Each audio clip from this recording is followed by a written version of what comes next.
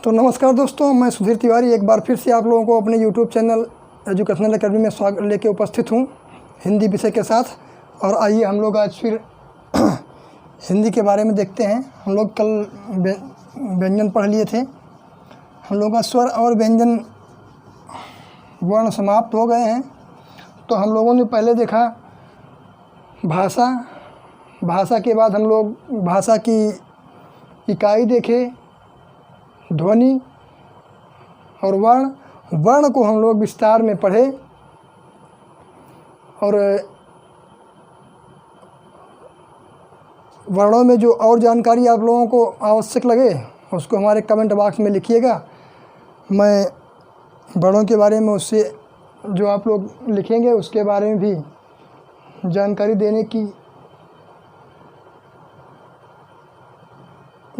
देने आवश्यक समझूंगा और जानकारी दूंगा। तो हम लोगों का आज टॉपिक है शब्द।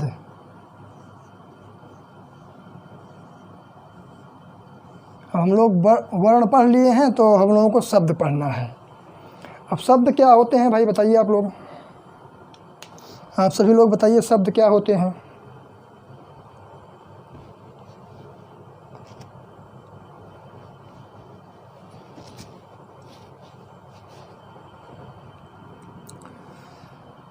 शब्द वो होते हैं, वर्णों के सार्थक समूह को शब्द कहते हैं।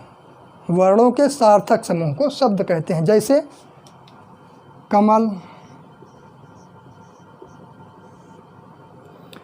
कमल जो है ये सार्थक शब्द है। अगर इसको हम लकम लिख दें, लकम, ये सार्थक शब्द नहीं है क्योंकि इसका कोई अर्थ नहीं निकल रहा है। और ये कमल जो है इसका अर्थ निकल रहा है, तो ये सार्थक शब्द हो गया और ये सार्थक शब्द नहीं हो गया। तो शब्द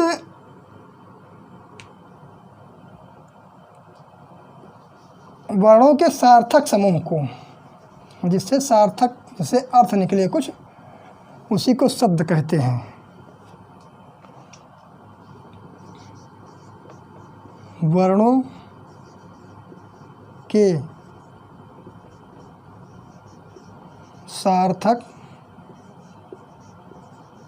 समूह या संयोजन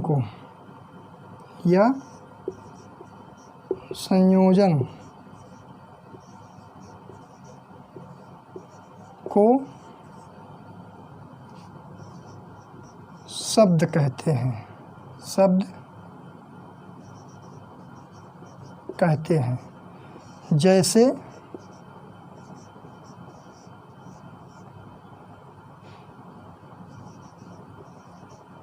कमल हो गया,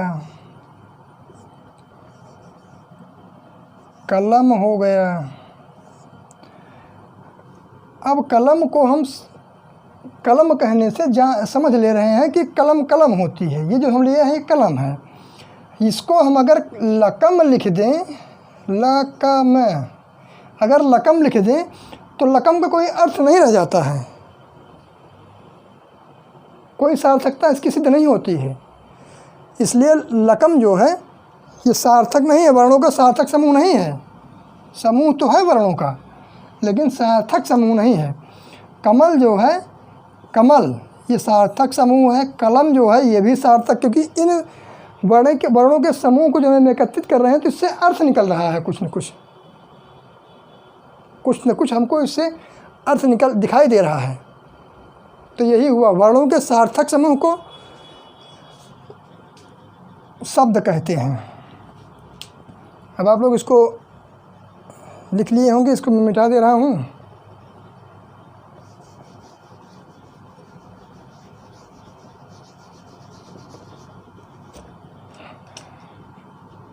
और एक क्वेश्चन आता है,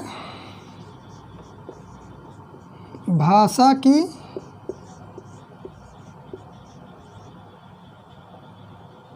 सबसे छोटी सार्थक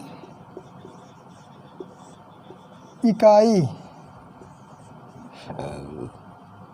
भाषा की सबसे छोटी सार्थक इकाई। ये क्वेश्चन आता है, ये प्रश्न आता है सभी परीक्षाओं में और बार बार आएगा ये चीज़, तो इसको आप लोग विशेष ध्यान दीजिए। भाषा की सबसे छोटी सार्थक इकाई जो होती है वो शब्द होता है। शब्द, भाषा की सबसे छोटी सार्थक इकाई शब्द होता है। आप लोग इसको लिख लिए होंगे।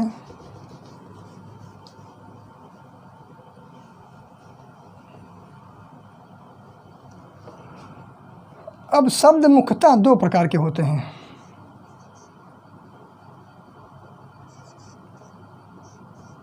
शब्द जो है मुख्यतः दो प्रकार के होते हैं। नंबर एक हो गया सार्थक शब्द। अभी हमने बताया आप लोगों को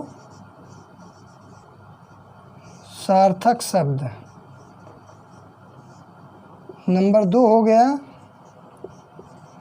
निरर्थक शब्द।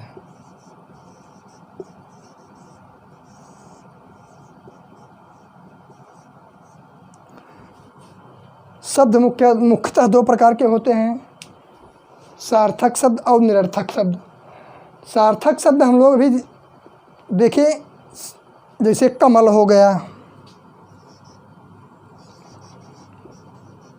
कमल, ये सार्थक शब्द है। लकम,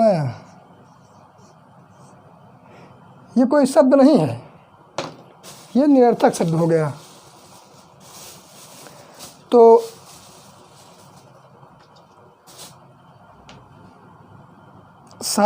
शब्द मुख्यतः दो प्रकार के होते हैं, सार्थक शब्द और निरर्थक शब्द।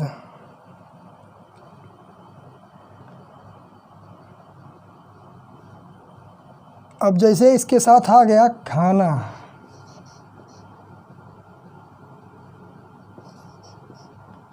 खाना। अब यहाँ पे खाना के साथ वाना,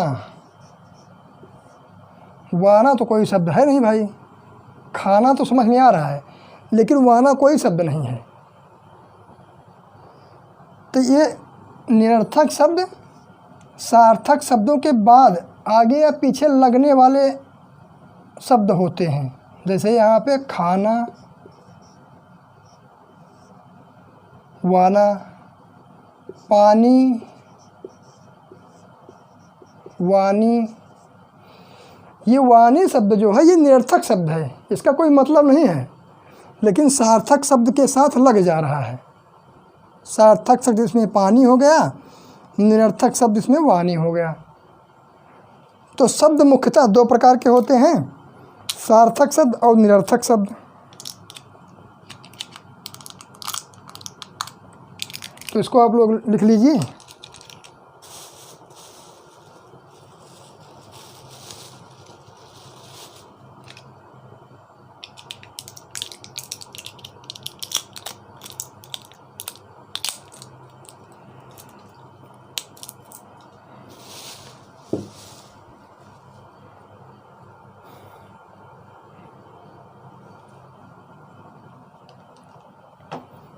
तो आप लोग इसको लिख लिए होंगे।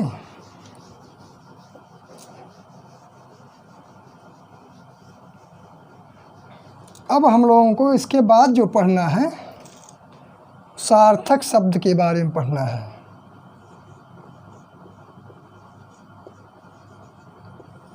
सार्थक शब्द, निरर्थक तो हम लोगों को पढ़ना नहीं है, निरर्थक का कोई मतलब नहीं है। तो सार्थक शब्द जो है इनका वर्गीकरण पढ़ना है। सार्थक शब्द जो है इनका वर्गीकरण हम लोगों को पढ़ना है। तो सार्थक शब्दों का वर्गीकरण,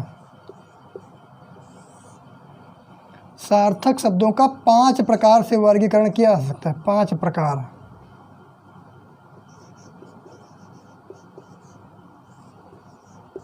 5 प्रकार से वर्गीकृत किया जा सकता है।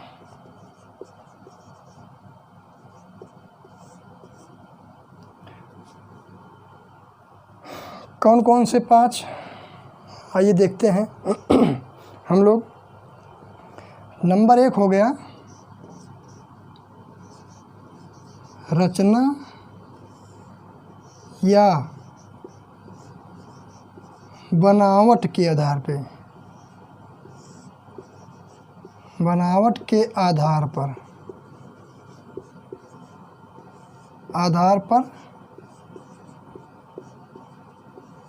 शब्द। नंबर 1 हम लोगों का हो गया रचना या बनावट के आधार पर शब्द। नंबर 2 हम लोगों का हो गया उत्पत्ति के आधार पर, उत्पत्ति के आधार पर शब्द। नंबर 1 हम लोगों का हो गया रचना या बनावट के आधार पर शब्द। नंबर 2 हम लोगों का हो गया उत्पत्ति के आधार पर शब्द। नंबर 3 हम लोगों का हो जाएगा अर्थ के आधार पर।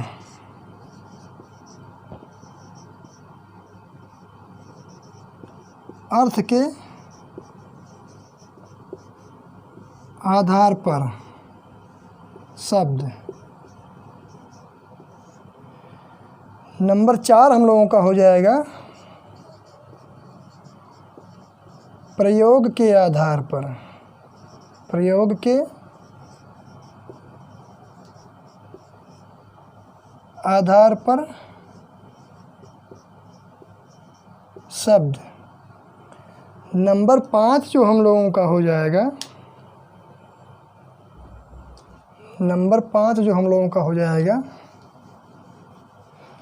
वो हो जाएगा काव्य शास्त्रीय अर्थ के आधार पर, काव्य शास्त्रीय आधार पर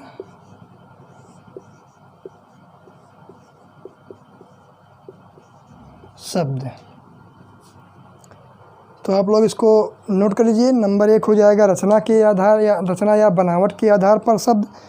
नंबर 2 हो जाएगा उत्पत्ति के आधार पर शब्द। नंबर 3 हो जाएगा अर्थ के आधार पर शब्द। नंबर 4 हो जाएगा प्रयोग के आधार पर शब्द। तो हम लोगों का हो नंबर 5 हो जाएगा काव्य शास्त्रीय आधार पर शब्द। सार्थक शब्दों का हम लोग विभाजन कर रहे हैं क्योंकि निरर्थक शब्दों का कोई विभाजन नहीं हो सकता है। निरर्थक तो निरर्थक, तो सार्थक शब्दों को हम लोग इस 5 प्रकार से पढ़ेंगे। 5 प्रकार से हैं सार्थक शब्द, शब्द के प्रकार। तो एक एक करके हम लोग देखेंगे अभी। आप लोग इसको नोट कर लीजिए।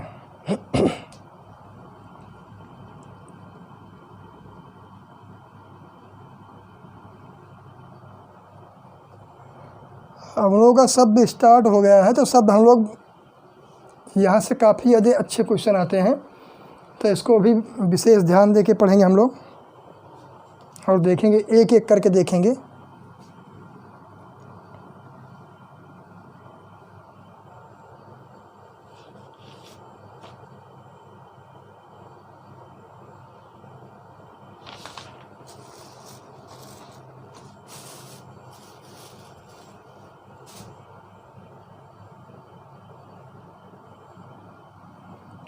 तो आप लोग इसको लिख लिए होंगे। अब एक एक हम लोग देखेंगे।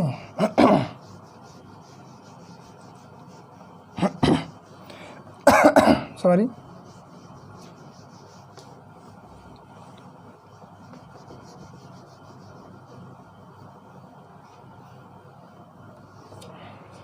तो हम लोग देखेंगे पहला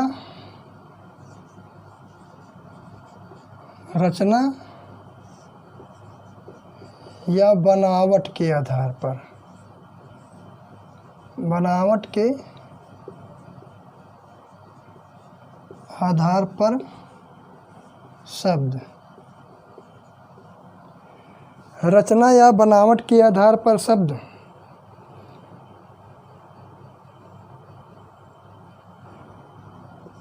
रचना या बनावट के आधार पर शब्दों को 3 भागों में बांटा गया है।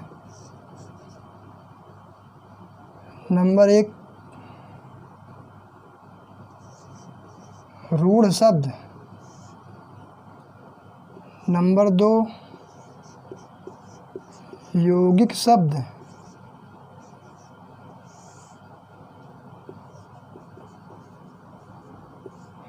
नंबर 3 हो गया योग रूढ़ शब्द।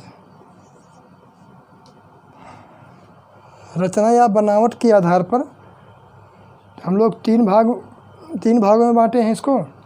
रूढ़ शब्द, यौगिक शब्द, योग रूढ़ शब्द। अब रूढ़ शब्द कौन से होते हैं? जिन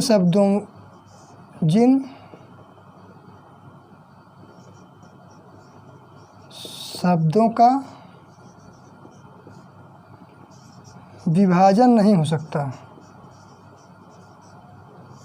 विभाजन नहीं हो सकता।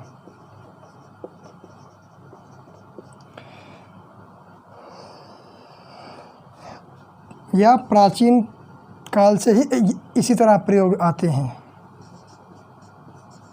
प्राचीन काल से ही, जैसे प्राचीन काल में प्रयोग होते थे उसी तरह आज भी ये हिंदी में प्रयोग हो रहे हैं। जिस तरह से प्राचीन काल में प्रयोग होते थे उसी तरह आज भी हिंदी में प्रयोग हो रहे हैं, लेकिन इनका विभाजन नहीं हो सकता है। इन शब्दों का विभाजन अलग अलग शब्दों में नहीं हो सकता है। जैसे कुर्सी, मेज, इन शब्दों का विभाजन नहीं हो सकता है कि ये अलग शब्द हो जाए। एक कु कोई शब्द थोड़ी हुआ। सार्थक सी कोई शब्द थोड़ी हुआ सी। तो जिन शब्दों का विभाजन नहीं हो सकता है, प्राचीन काल से वैसे ही प्रयोग हो रहे हैं, उनको हम लोग रूढ़ शब्द कहते हैं। जैसे कुर्सी,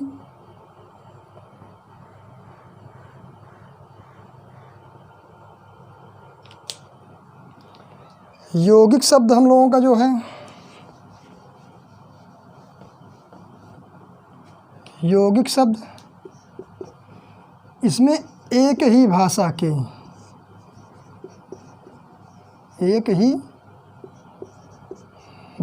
के दो शब्द आपस में मिलकर शब्द बनाते हैं। मिलकर शब्द बनाते हैं यौगिक शब्द। यौगिक मतलब कि जुड़कर। यौगिक मतलब जुड़कर। जो शब्द एक ही भाषा के हों और दोनों आपस में जुड़ गए हों और एक शब्द बना रहे हों, उनको यौगिक शब्द कहा जाता है। जैसे विद्यालय,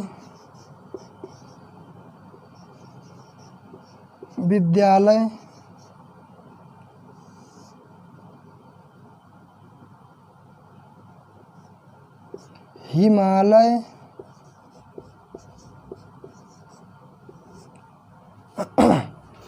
अभी जो विद्यालय है, विद्या, इसमें विद्या एक शब्द है और आलय दो शब्द है। इसी तरह हिमालय जो है, हिमालय में हिम एक शब्द है, आलय दूसरा शब्द है और दोनों एक ही भाषा के हैं। दोनों एक ही भाषा के होने चाहिए। हिम और आलय दोनों एक ही भाषा के होने चाहिए।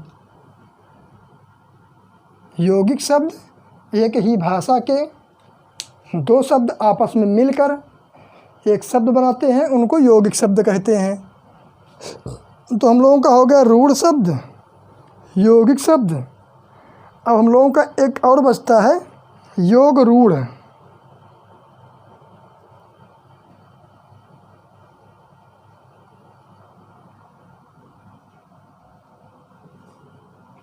योग रूढ़ हम लोगों का जो है, अब उसको नोट कर लीजिए, फिर मिटा के लिखते हैं योग रूढ़।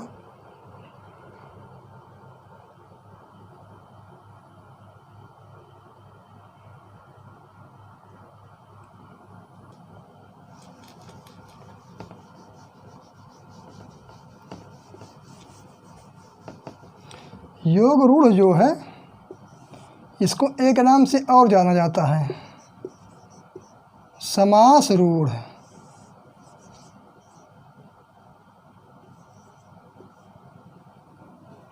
योग रूढ़ को हम लोग समास रूढ़ भी कहते हैं। क्यों कहते हैं भाई समास रूढ़? योग रूढ़, यहाँ देखिए रूढ़ शब्द है, यहाँ योग रूढ़ है, तो दो रूढ़ शब्द, दो रूढ़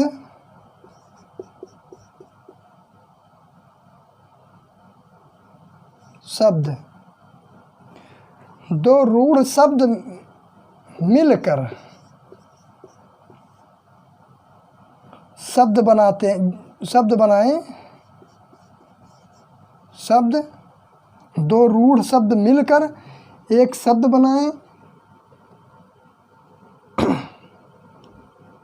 जिसका एक तीसरा अर्थ निकले। शब्द हो जिसका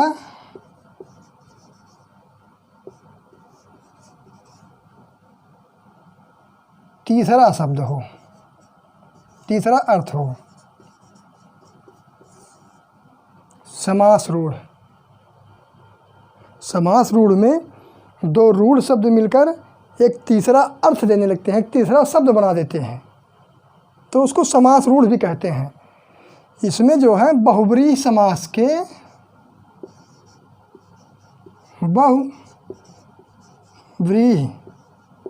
समास के जितने भी उदाहरण हैं, सभी उदाहरण योग रूढ़ शब्द में बहुब्रीहि समास के जितने भी उदाहरण हैं, सभी योग रूढ़ शब्द होते हैं।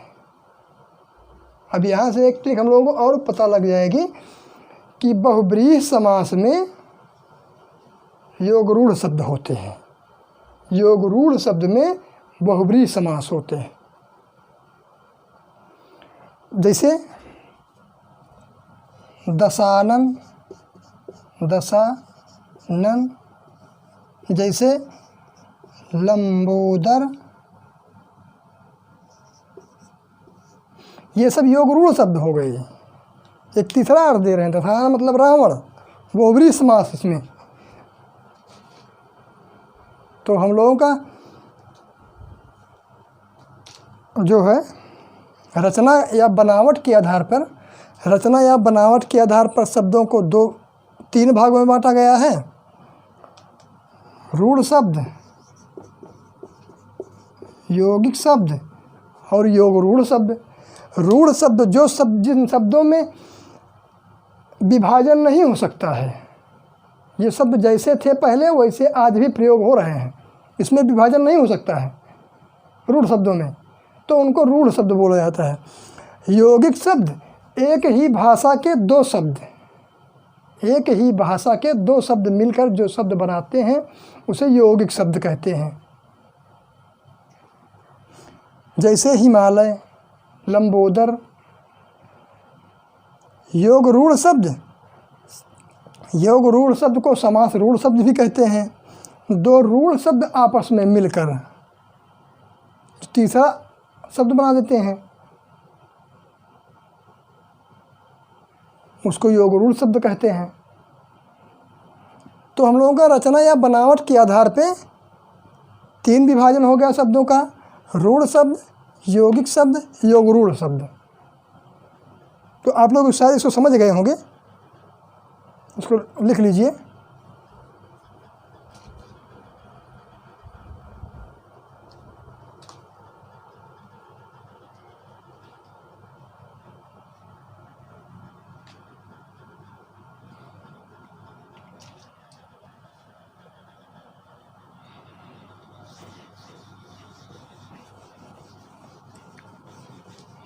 तो हम लोगों का रचना या बनावट के आधार पर हो गया।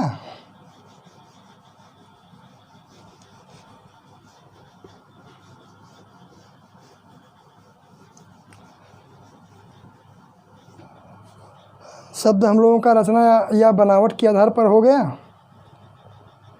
अब हम लोगों का हो जाएगा नंबर 2 उत्पत्ति के आधार पर। उत्पत्ति के आधार पर शब्दों का विभाजन या शब्दों के प्रकार।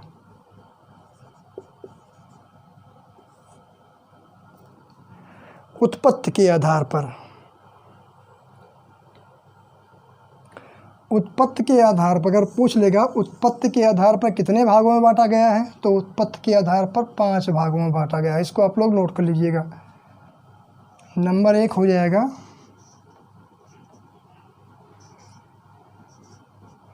तत्सम शब्द। नंबर 2 हो जाएगा तद्भव शब्द। तत्सम हो गया, तद्भव हो गया। नंबर 3 हो जाएगा देशज शब्द। नंबर 4 हो जाएगा विदेशज।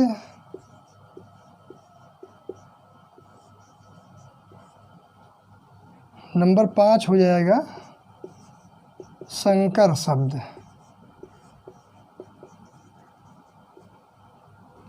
उत्पत्ति के आधार पर शब्दों का विभाजन 5 भागों में किया गया है। उत्पत्ति के आधार पर शब्दों के 5 प्रकार होते हैं: तत्सम, तद्भव, देशज, विदेशज और संकर शब्द। तत्सम शब्द कौन से होते हैं? इसमें वह शब्द जो संस्कृत भाषा से निकलकर सीधे हिंदी में उसी रूप में उसी तरह प्रयोग हो रहे हैं, उसमें कोई परिवर्तन नहीं हुआ है, उनको तत्सम शब्द। संस्कृत से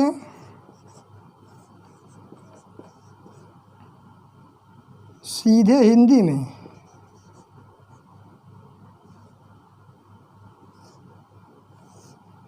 उसी रूप में प्रयोग हो रहे हैं।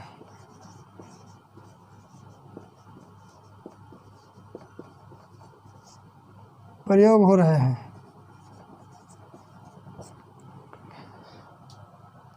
तत्सम शब्द संस्कृत से निकलकर हिंदी में सीधे उसी रूप में प्रयोग हो रहे हैं, उनको तत्सम शब्द कहते हैं। इसके एक उदाहरण देख लीजिए, जैसे प्रजा, मित्र, इस तरह। तद्भव शब्द, तद्भव हम लोगों का तत्सम हो गया और तद्भव शब्द। तद्भव हम लोगों का हो जाएगा, तद्भव में वह शब्द जो संस्कृत से निकलकर अपना रूप परिवर्तित करके हिंदी में प्रयोग हो रहे हैं, दूसरे रूप में, रूप परिवर्तित करके, संस्कृत से निकलकर सीधे उसी रूप में नहीं, दूसरे रूप में। तो संस्कृत से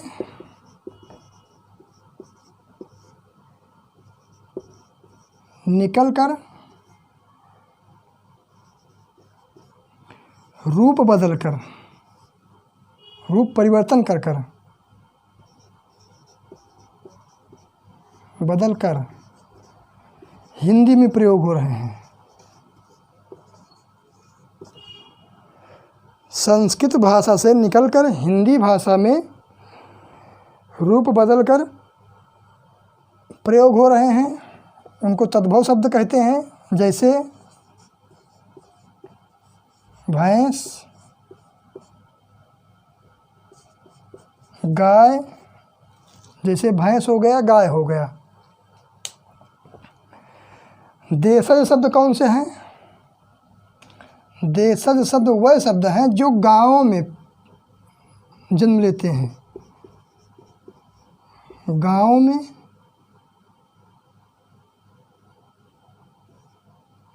में जन्म लेते हैं और वहीं सीमित रहते हैं।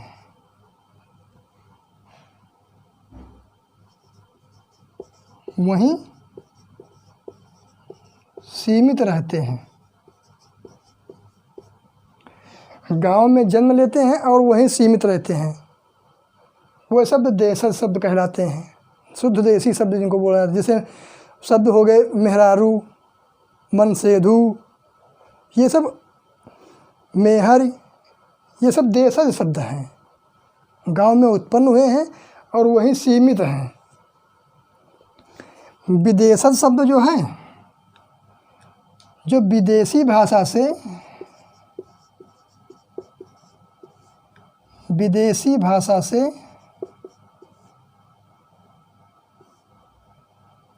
निकलकर हिंदी भाषा में यूज हो रहे हैं। हिंदी भाषा में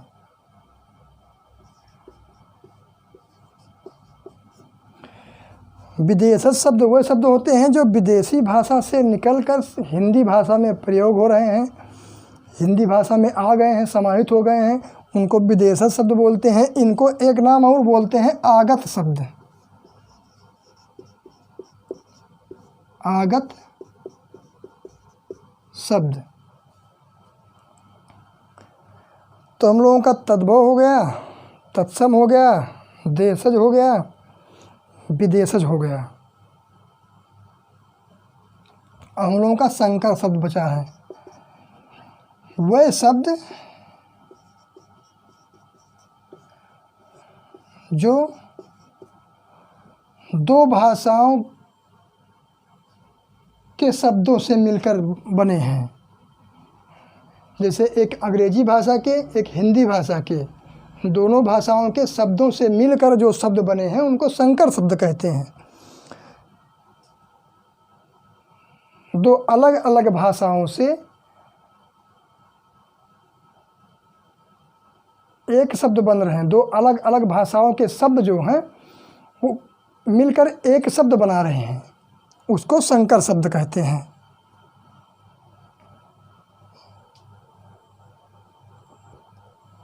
और उसका हिंदी में प्रयोग हो रहा है।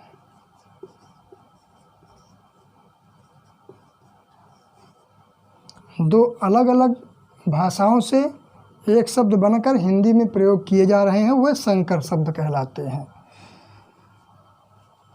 तो हम लोगों का उत्पत्ति के आधार पर 5 भाग हो गया।